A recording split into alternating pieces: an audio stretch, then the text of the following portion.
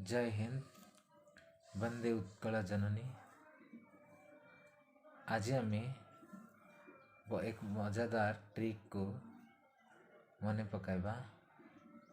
अकबर दरबार को सुशोभित करिथिबा नवरत्न का नाम विषय आज आम जानिबा। ट्रिक टी होची बात बात MDH। बात बात में MDH। बी रे बीरबल, ए रे अबुल फजल, टी रे तानसेन, बी रे भगवान दास, ए रे अब्दुल रहीम खान खाना, टी रे तोडरमल, एम रे मान सिंह, डी रे मुल्ला दो प्याजा, एच रे हकीम हकाम। ये होचंती अकबर दरबार को सुशोभित करिथिबा नवरत्न।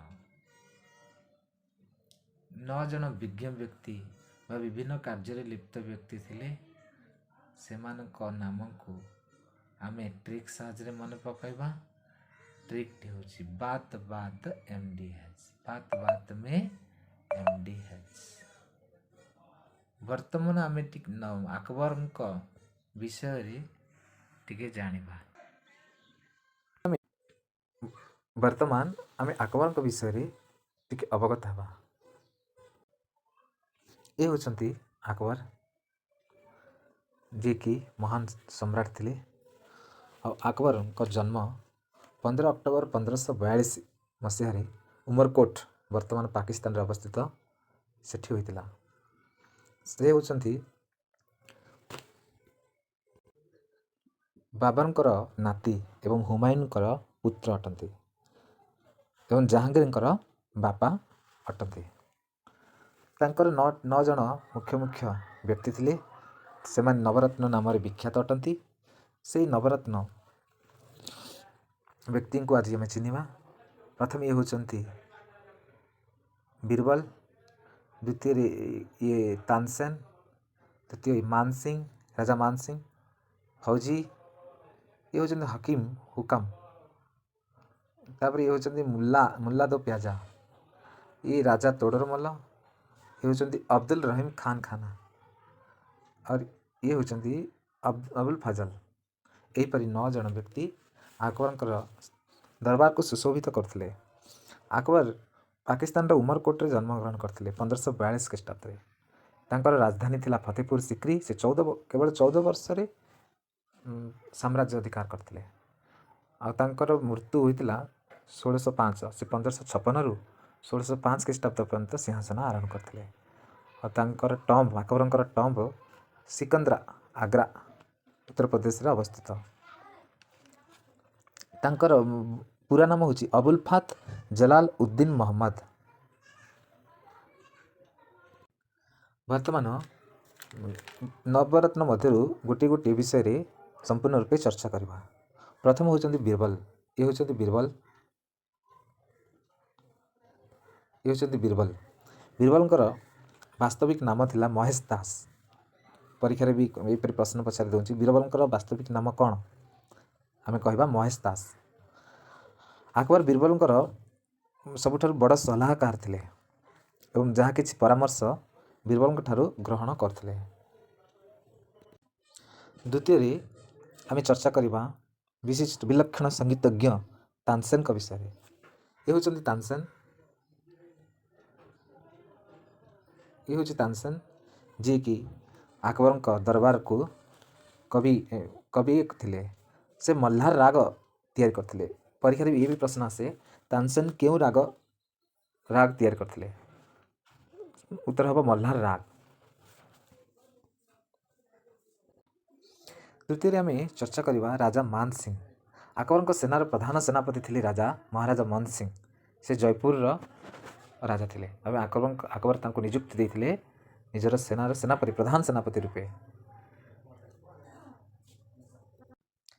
चतुर्थ आमे चर्चा करिबा अब्दुल रहीम खान ए खाना।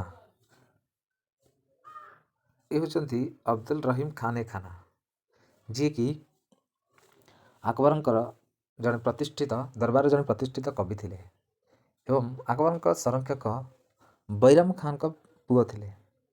ଆଉ ସେ ନଗର ଶୋଭା ନାମକ ଏକ ରଚନା ଲେଖିଥିଲେ। ପରୀକ୍ଷାରେ ବି ଇଏ ବି ଆସୁଛି ଯେପରିକି ନଗର ଶୋଭା କିଏ ରଚନା କରିଥିଲେ? ଅବଦୁଲ ରହିମ ଖାନେ ଖାନା।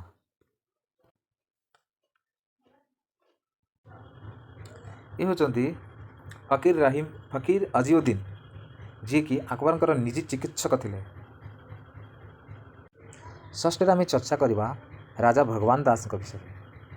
ରାଜା ଭଗବାନ ଦାସ ଆମେରର ରାଜା ଭାରମଲଙ୍କ ପୁତ୍ର ଥିଲେ। ତାଙ୍କ ଭଉଣୀର ବିବାହ ଆକବରଙ୍କ ସହିତ ହୋଇଥିଲା। ସେ ଜଣେ ସତ୍ୟବାଦୀ, ସାହସୀ ଏବଂ ପରାକ୍ରମୀ ବ୍ୟକ୍ତି ଥିଲେ। ସେହିପରି ଆଉ ଦୁଇ ଜଣ ବିଷୟରେ ଆମେ ଚର୍ଚ୍ଚା କରିବା ଯିଏକି ହେଉଛନ୍ତି ରାଜା ତୋଡ଼ରମଲ, ଯିଏ ଫାଇନାନ୍ସ ମିନିଷ୍ଟର ଥିଲେ। ଇଏ ହେଉଛନ୍ତି ରାଜା ତୋଡ଼ରମଲ। ଆକବରଙ୍କ ଦରବାରରେ ଫାଇନାନ୍ସ ମିନିଷ୍ଟର ଥିଲେ, ରାଜସ୍ୱ ବିତ୍ତ ମନ୍ତ୍ରୀ ଥିଲେ। ସେ ବିଶ୍ୱର ପ୍ରଥମ ଭୂମିମାପ ପଦ୍ଧତି ବାହାର କରିଥିଲେ। ଏବଂ ଅଷ୍ଟମ ଜଣ ହେଉଛନ୍ତି ମୁଲ୍ଲାଦୋ ପ୍ୟାଜା, ଯିଏକି ଅବଦୁଲ ଫଜଲ ମୁଲ୍ଲାଦୋ ପ୍ୟାଜା, ଯିଏ ଆକବରଙ୍କ ଅମାତ୍ୟ ଥିଲେ ଏବଂ ସେ ମୁଖ୍ୟ ଆଡ଼ଭାଇଜର ଥିଲେ ଆକବରଙ୍କର। ଆଉ ପିଆଜ ଖାଇବାରେ ସେ ସୌକିନ ଥିଲେ, ସେଥିପାଇଁ ତାଙ୍କ ନାମ ମୁଲ୍ଲାଦୋ ପ୍ୟାଜା। ନବମ ଜଣ ବ୍ୟକ୍ତି ହେଉଛନ୍ତି ଫୌଜି, ଯିଏକି ଜଣେ କବି ଥିଲେ। ଇଏ ହେଉଛନ୍ତି ଫୌଜି, ଜଣେ ପଏଟ୍ ଥିଲେ ଏବଂ ସେ ହେଉଛନ୍ତି ଅବୁଲ ଫଜଲଙ୍କର ଭାଇ। ଆକବର ନିଜ ପୁଅର ଗଣିତ ଶିକ୍ଷକ ପଦରେ ମଧ୍ୟ ଫୌଜିଙ୍କୁ ନିଯୁକ୍ତ କରିଥିଲେ, ନିଜ ପୁଅଙ୍କର ଗଣିତ ଶିକ୍ଷକ। ଏହିପରି ଆମେ 9 ଜଣ ନବରତ୍ନ ବିଷୟରେ ଆଜି ଚର୍ଚ୍ଚା କଲେ। ଏହି ନବରତ୍ନ ବିଷୟରେ ପୁନଶ୍ଚ ଦେଖିବା। ଇଏ ହେଉଛନ୍ତି ଆକବର ସମ୍ରାଟ, ତାଙ୍କର ପଏଟ୍ ପଦରେ ଥିଲେ ଫୌଜି। ଅବୁଲ ରହିମ ଖାନା ମଧ୍ୟ ଜଣେ ପଏଟ୍ ଥିଲେ। ମାନ ସିଂ ଜଣେ ଜେନେରାଲ ଥିଲେ। ତୋଡ଼ରମଲ ଫାଇନାନ୍ସ ମିନିଷ୍ଟର ବିତ୍ତ ମନ୍ତ୍ରୀ ଥିଲେ। ଇଏ ହେଉଛନ୍ତି ଆଡ଼ଭାଇଜର ଜଣେ ଥିଲେ, ଆମର ବୀରବଲ ସଲାହକାର ଥିଲେ। ଅବୁଲ ଫୈଜି ଇବନ ମୁବାରକ ଏ ଜଣେ ଅଥର ଲେଖକ ଅଟନ୍ତି। ଫକୀର ଚିଫ ମିନିଷ୍ଟର ଥିଲେ ଆକବରଙ୍କର। ତାନସେନ ଜଣେ ବିଶିଷ୍ଟ ସଙ୍ଗୀତଜ୍ଞ ଥିଲେ। ମୁଲାନାଦୋ ପ୍ୟାଜା ଜଣେ ଆଡ଼ଭାଇଜର ଥିଲେ। ଏହିପରି ଆମେ 9 ଜଣ ନବରତ୍ନଙ୍କ ବିଷୟରେ ଦେଖିଲେ। ଏହି ହେଉଛନ୍ତି ନବରତ୍ନ ଆକବରଙ୍କ ଦରବାରକୁ ସୁଶୋଭିତ କରୁଥିଲେ। ସବୁଠାରୁ ବଡ଼ ହେଉଛନ୍ତି ମହେଶ ଦାସ ବୀରବଲକୁ ଯିଏକି ବେଶୀ ପସନ୍ଦ କରୁଥିଲେ ଆକବର। ଏ ବୀରବଲ ହେଉଛନ୍ତି ଆକବର।